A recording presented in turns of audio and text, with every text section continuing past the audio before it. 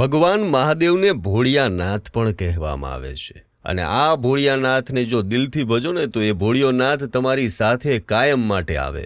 પણ આજકાલ ભક્તિ કરવી છે કોને? લોકોને તો બસ ગમે તે રીતે ભોળિયાનાથને સાથે લઈ જવા છે અને આ માટે લોકો શિવલિંગની ચોરી કરતા પણ હવે અચકાતા નથી. આ સાંભળીને તમે ખરેખર ચોંકી ગયા હશો કે ભાઈ શિવલિંગની ચોરી?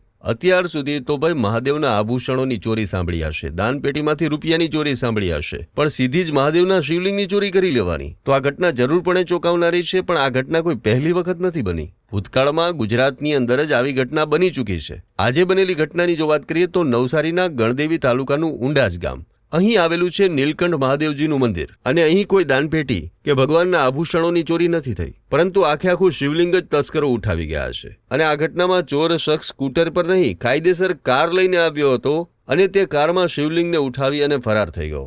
હવે સવાલ એ છે કે આ પ્રકારે શિવલિંગની ચોરી પાછળનું કારણ શું? શું કોઈ મંત્રતંત્ર કરનારી ગેંગનું કામ છે? શું આ ચોર તસ્કરોને કોઈએ આ શિવલિંગ ઘરમાં રાખવાથી લક્ષ્મીજીની કૃપા થશે એવું કહ્યું હશે? કેમ કે ભૂતકાળમાં આવો જ કિસ્સો દેવભૂમિ દ્વારકામાં બની ચૂક્યો છે, જ્યાં ભીડભંજન ભવાનીશ્વર મંદિરમાંથી શિવલિંગની ચોરી થઈ હતી અને આ કેસમાં આરોપીએ કબૂલાત કરી હતી કે ભત્રીજીને સપનું આવ્યું હતું કે શિવલિંગને ઘરે રાખવાથી આખો પરિવાર સુખી થઈ જશે. તો શું ઉંડાચની ઘટના પાછળ પણ કોઈ આવી અંધશ્રદ્ધા કે પછી ગુપ્તધનની લાલચ છુપાયેલી છે?